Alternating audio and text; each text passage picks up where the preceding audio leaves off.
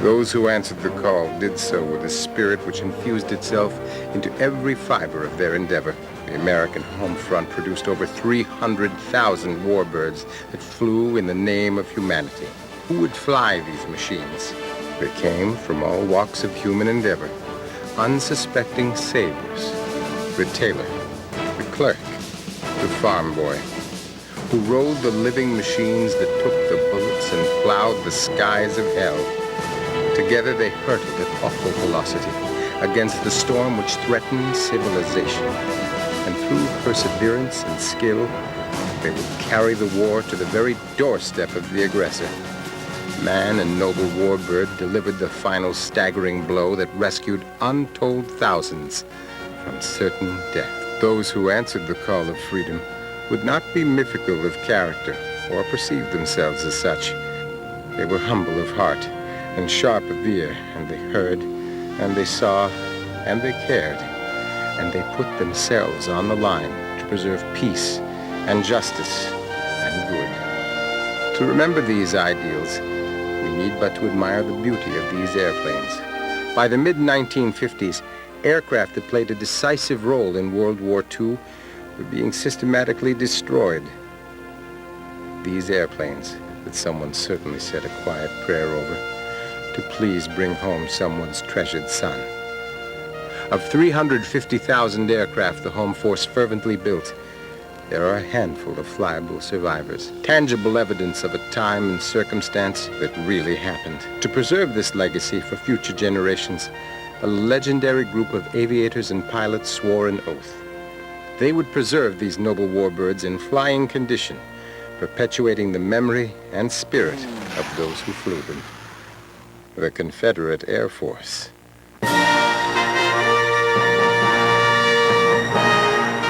Einstein was wrong.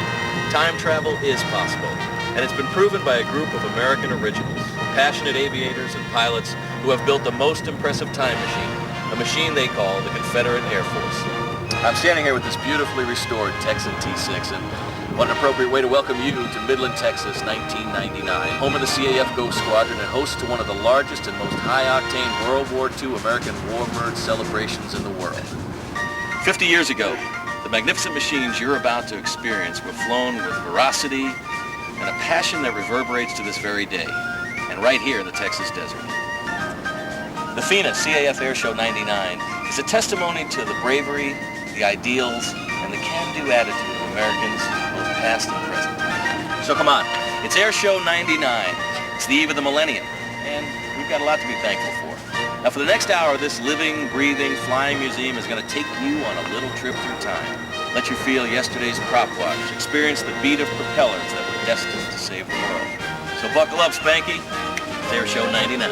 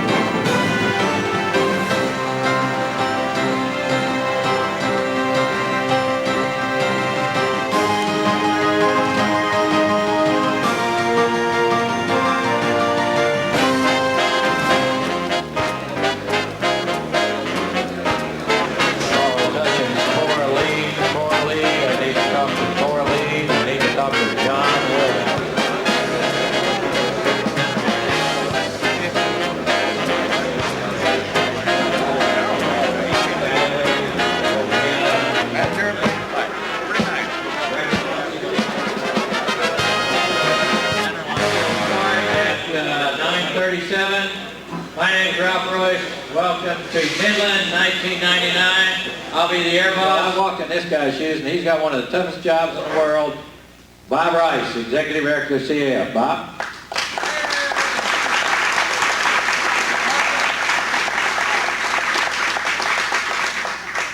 Tell him how great I am. That's one Thank time. you, Bob. I was just going to say, that's one time I can definitely be brief. We're delighted to have each and every one of you here this morning. Great air show. Hopefully this north wind is going to subside a little bit, but we are delighted, sincerely, to have each and every one of you here. We know you've gone to a lot of effort to get here. We appreciate it. The Confederate Air Force will be better off for it. Thank you so much for your cooperation and support of our fine air boss here at Ralph Royce. Thank you. Welcome. How many have not flown here before? Oh. Well, where Larry's pointing on this big picture is where the dynamite is. If you slide off the runway and end up in the dynamite, if you have a problem, stay with your airplane. If you're not on fire, they'll come and get you out. If you're on fire, get out and catch them. Just some general rules. Be at your aircraft 2 acts before your act. At least 2 acts before your act. Do not use end numbers. When you call the air boss, I don't care what your end number is. I want to know what color you are, what kind you are, where you are, and what you want to do. So do not use end numbers. Fly the airplane. Fly the airplane. All the way as far as you can fly. First rule, fly the airplane. Fly the airplane.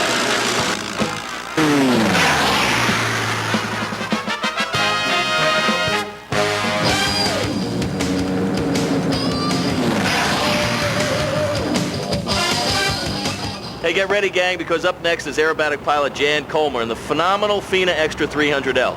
Now, Jan is going to straighten some curves out in a way that'll make the hair stand up on the back of your neck. And after that, a most unlikely drag race showdown between the beautiful Fina Extra and a rocket-powered fire truck. Rocket-powered fire truck. Man, I got to see this one.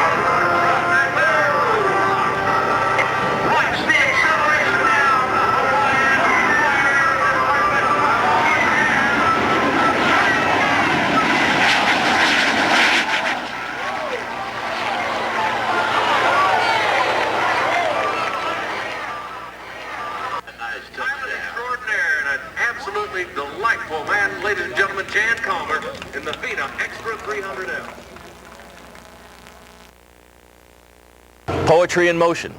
That about sums up Manfred Radius and his H-101 sailplane. Manfred presents what is by far the most elegant and beautiful event at Airshow 99. He gilds the electric blue Texas sky in a way that Mozart could never have anticipated.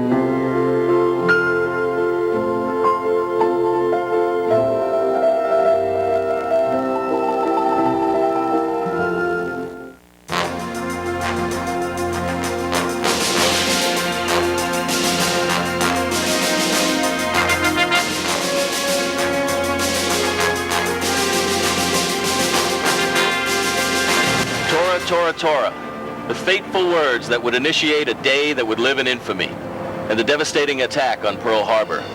Even if you didn't live through it, those are words that you can never forget. Grab your helmet, because it's December 7, 1941.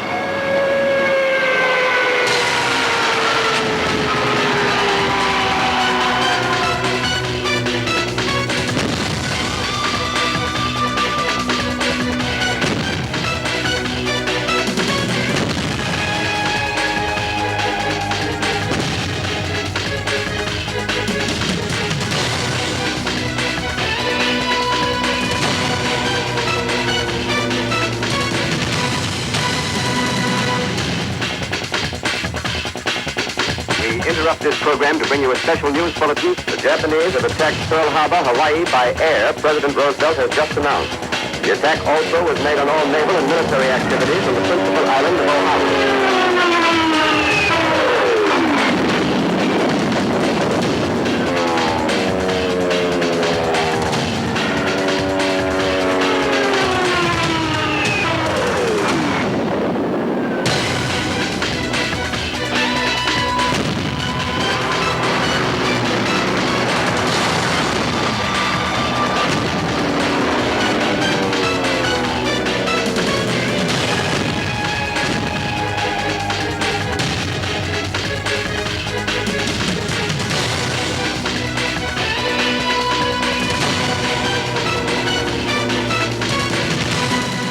A single remote radar station had spotted the incoming raiders but mistook them for a flight of B-17s due in from the mainland. In the confusion, the B-17s were shot at by friend and foe, and the frightened crews landed wherever they could. Only 8 made it to Hickam Field, adjacent to Pearl Harbor.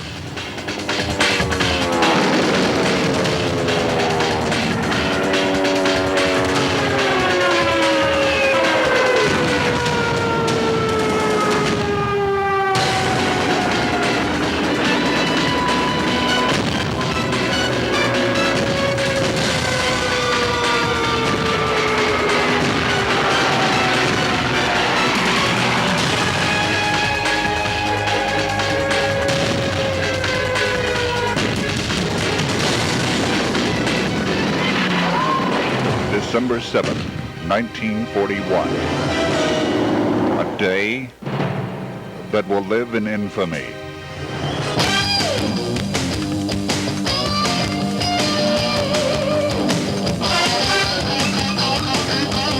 All of these aircraft were built by 20th Century Fox. Was it for Tor Tor Tor? Like the movie Tor Tor Tor. No These kidding. are all movie aircraft. And this one was bought by a friend of mine and 3 of his friends, and then donated to the Confederate Air Force. This is built out of a BT-13. It's had the fuselage chopped in 2 and lengthened. The vertical stabilizer has been built up. Wing tips are extended 4 feet. It's got a 1340 engine on it instead of a 985. The canopy's been shortened. There's a lot of modifications to it. Of course, the wheel fairings added to it. I look at it this way: if I were selfishly spending this money that I spend on this, fishing or playing golf or something like this, I'd be spending it on just me. This way I get to share my pleasures with everybody. We thank you. And this pacifies my wife, too.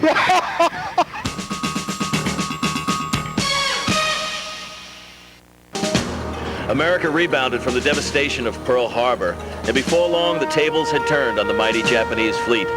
The skies of the Pacific filled with the aircraft of the U.S. Navy and Marine Corps. On June 4th of 1942, Japanese Admiral Yamamoto had a plan that he was certain would lure the American aircraft carriers to their doom and end American hopes of winning the war in the Pacific. The Japanese didn't know was that Admiral Nimitz had a copy of the Japanese battle plan. We knew when they were coming and where they were going.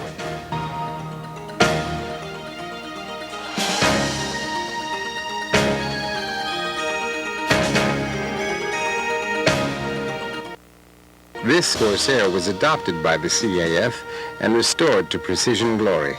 Rex Bizel's innovative inverted gull wing gave the Corsair a distinctive persona. The pugnacious Grumman F-6F Hellcat, one of the most successful naval interceptors of all time, its mission profile reads like a night at the Improv.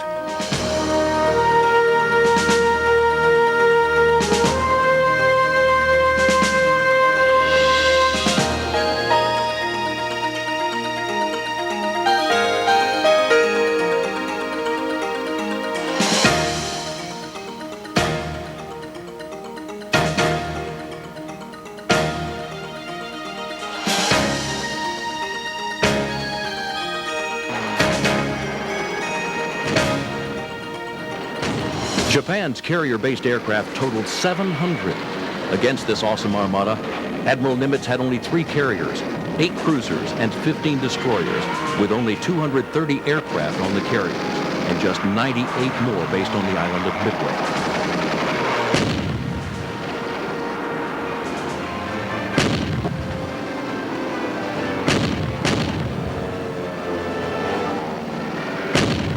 Attack after attack by the Japanese failed.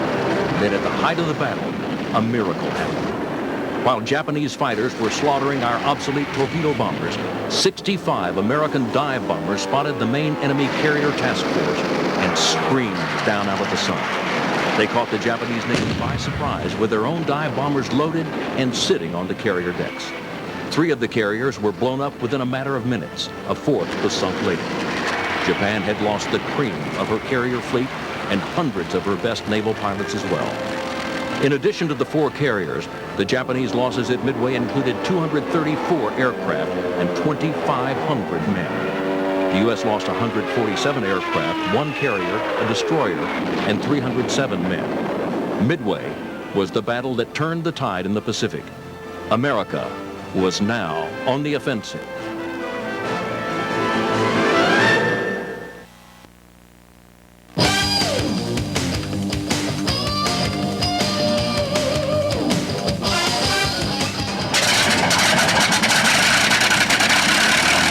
It's been said that you have to think 5 minutes in front of the North American P-51 Mustang. The Mustang is undeniably the ultimate long-range escort fighter of World War II. Just ask Borman, Anders, or Yeager.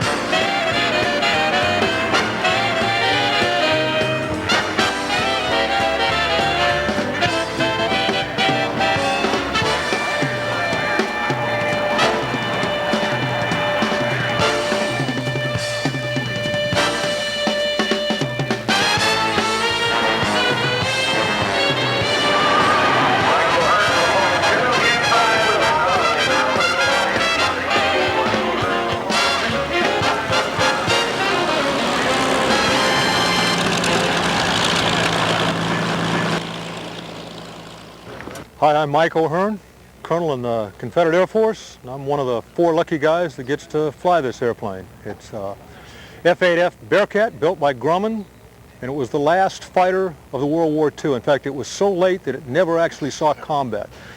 Grumman built 3 basic frontline fighters of the World War II. The Wildcat, which was about a 1937, I think, 38 vintage aircraft, is what we went into World War II with. Joe Foss became an ace in a Wildcat. Then they developed the Hellcat, the F-6F, which had the best kill ratio of any fighter during Second World War. And it was our main carrier fighter aircraft. And then the Bearcat came along, which really had the advantage of taking every bit of the technology that was developed during the Second World War and putting it into the last prop-driven fighter. After this, they went to jets. Yesterday meets today as the United States Air Force demonstrates the B-1B Lancer supersonic bomber, the incredible F-16 Fighting Falcon, and the devastating F-15 Eagle. Did I mention I flew the F-16? 9 Gs, didn't puke.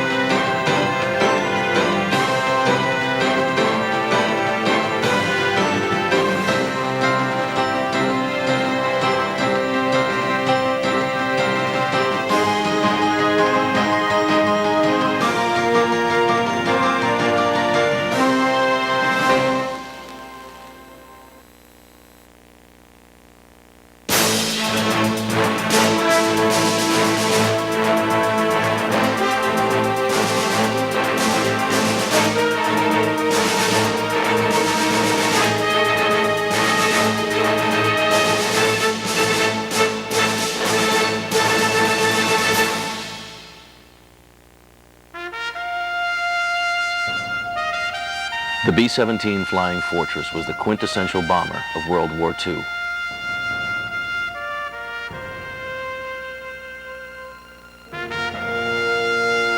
Its big sail of a tail cut a distinctive profile against the cold European skies.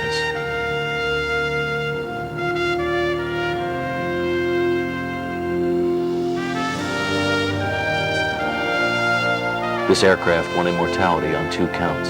By successfully implementing daylight precision bombing and by its legendary ability to take a beating and bring its crew home against all odds.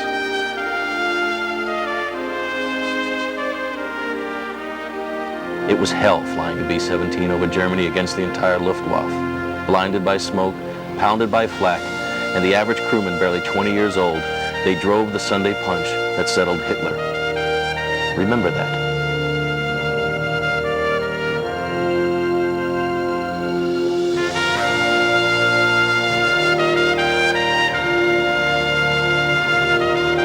The B-17 was powered by 4 massive Wright Cyclone radial engines. Turbocharged, they were able to operate at 35,000 feet with a 2,000-mile range. 13 50 caliber machine guns bristled from this airborne fortress.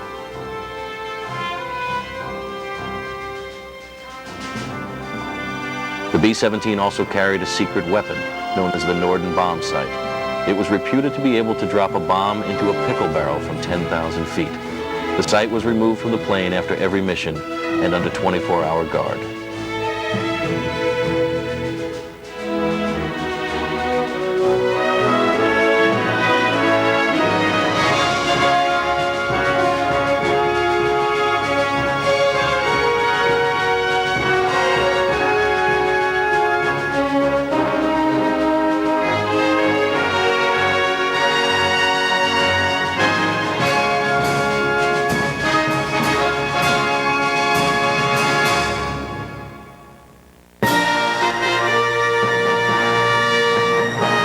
To say that I'm excited to be here today would be an understatement because, well, there's no way that I could ever repay the debt that all of us owe to that special generation.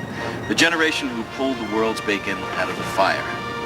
Not to mention the fact that right over there is one of the most glamorous gals of the 1940s. And quite frankly, it's one of the most beautiful aircraft that I have ever seen. The B-17G, Sentimental Journey. Now, much to the dismay of a lot of my fellow actors and pilot friends, I'm going to actually get an opportunity to log some stick time on that big, beautiful silver bird. Compliments of Colonel Larry Perkins in the Arizona wing of the CAF. Now, you've got the next best seat because you're going to be right next to me while we get up in the air. So come on, it's Airshow 99. It's the eve of the millennium, and we've got a lot to be thankful for.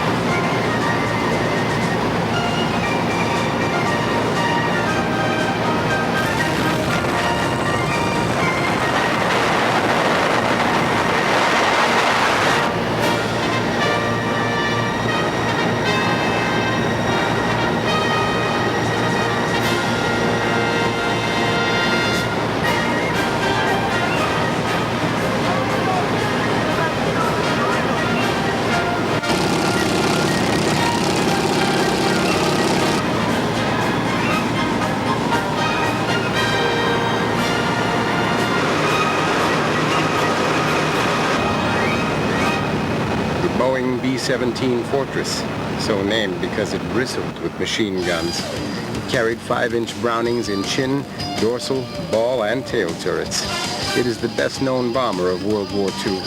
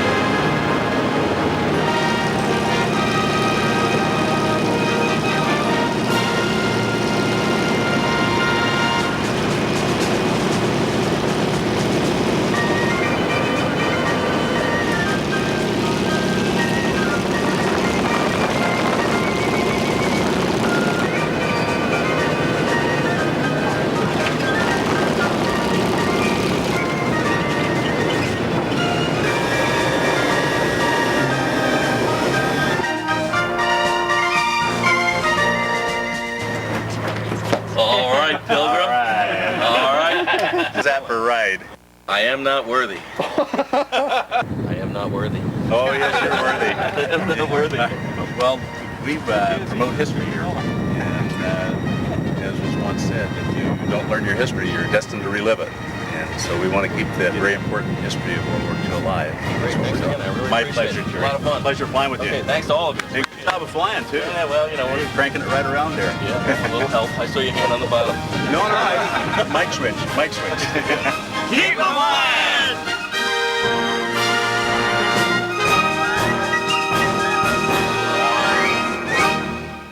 The Hinkel HE-111 was the Luftwaffe's first modern bomber. It began life on the drawing boards as a commercial transport, but was more suited to military service. The Confederate Air Force operates the only HE-111 on the planet.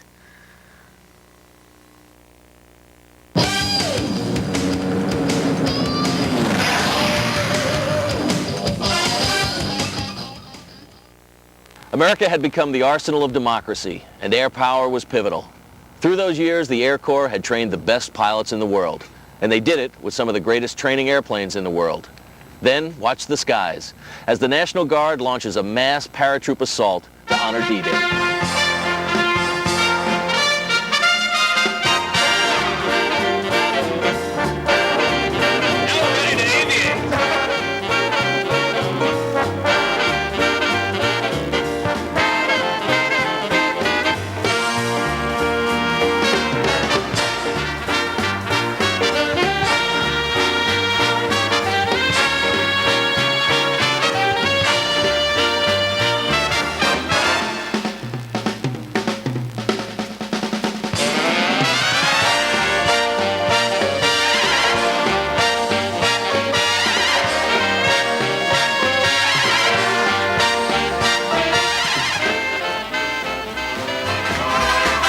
The North American T-6 Texan, very large shoes, aptly filled.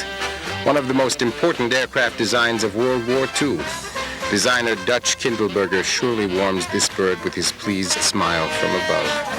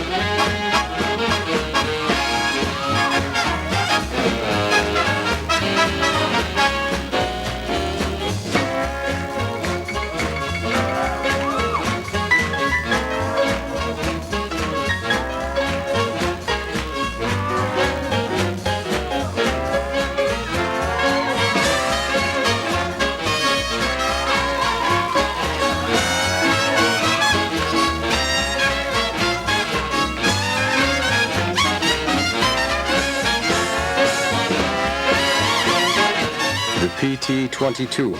This open cockpit trainer, produced by the Ryan Company, helped train over 20,000 pilots. Out of the 1,400 produced, only a handful survive.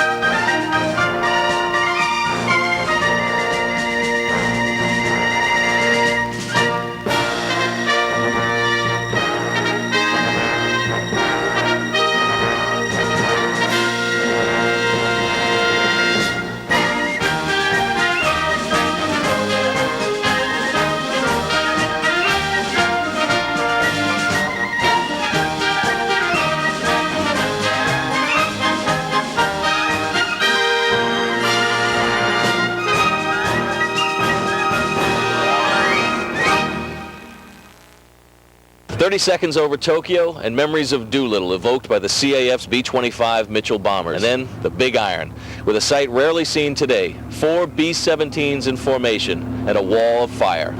Before the headlines began to speak of advances and victories, Americans had precious little to cheer about.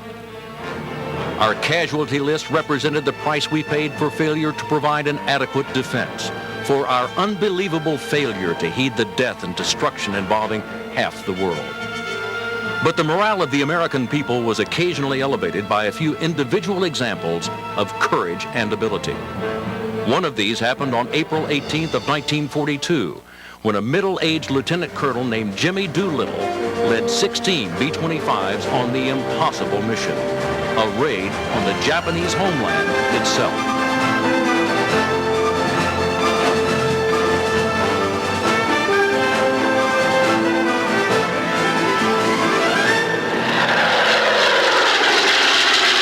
The raid was conceived immediately after the attack on Pearl Harbor, but it took several months to modify the airplanes and train the crews. The aircraft modification was necessary because, for the first time, twin-engine B-25s were to be flown off the deck of an aircraft carrier. The B-25s were 700 miles from Tokyo, Japan, when they launched from the deck of the U.S. aircraft carrier Hornet. Although their light bomb load did not permit them to do much damage, the Japanese homeland had been bombed by American bombers. President Roosevelt told the world that Doolittle's raiders had come from a secret base, Shangri-La.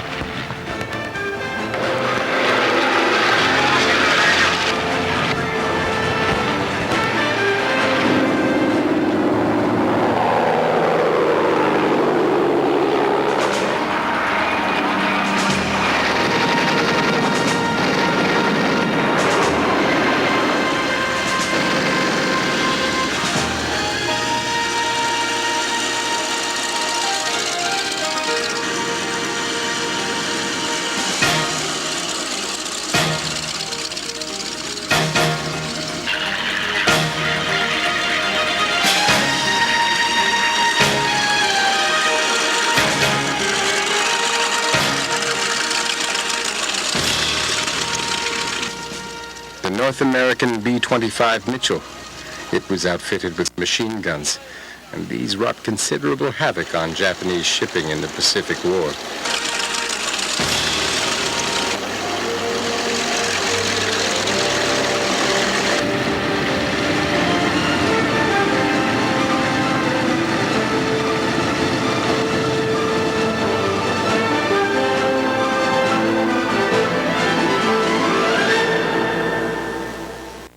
By 1943, American and Allied forces were on the offensive at every front of the war. They began the greatest bombing campaign in history. The Royal Air Force by night, the United States Air Force by day, round-the-clock bombing of German industrial cities. The RAF said daylight bombing raids were suicide, but General Ira Aker of the 8th Air Force said they had to be done to assure accuracy, to bring about the progressive destruction and dislocation of the German military, industrial, and economic system. The ball-bearing plants of Schweinfurt, the Me-109 factories at Regensburg, the rail yards at Creil, France, V-2 rocket sites at Cologne, Hamburg, and then Berlin itself. And hell rained down on Hitler.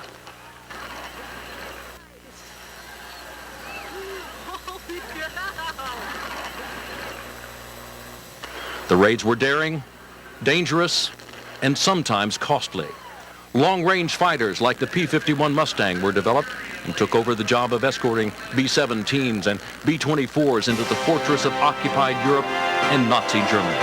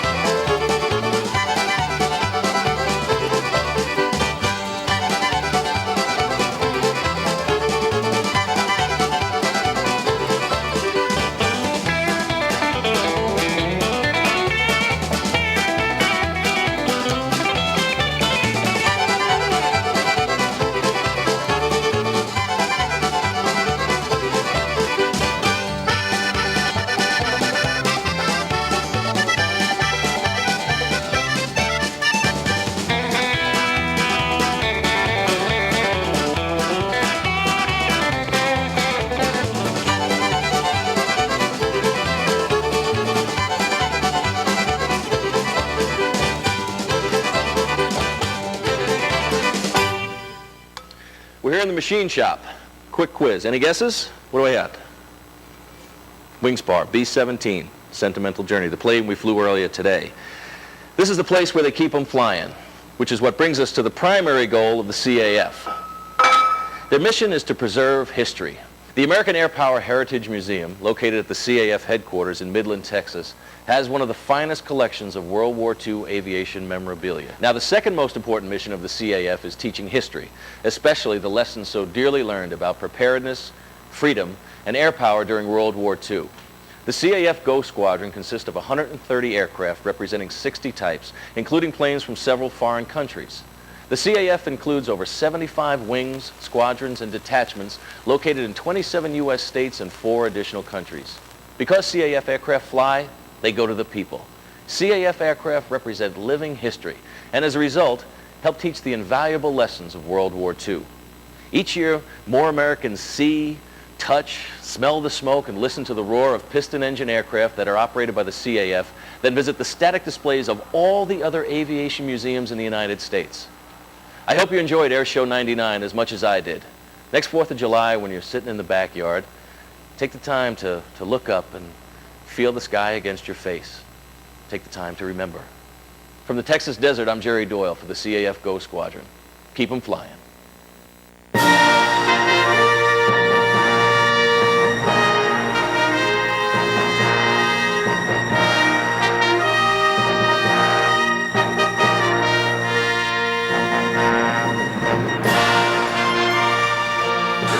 Well, the main objective objective of the Confederate Air Force is to keep as many World War II aircraft as we can flying. We're a flying museum, and unlike most museums, we don't wait for people to come to us to look at ours. We take our aircraft to the people. The Confederate Air Force is here to fly a museum, and it does a very good job. It's a living, breathing museum. A lot of history behind all this, a lot of hard work, a lot of dedication. I mean, we have people that were Navy SEALs, air traffic controllers, teachers, professors, engineers. You seen this dog, Snoopy? Don't believe that dog. The best airplane that had World War I was the SE-5 that's parked out there on the line. I'm 82 years old. That's fantastic. Thank you, sir. That it? Thank you very much. And cheers,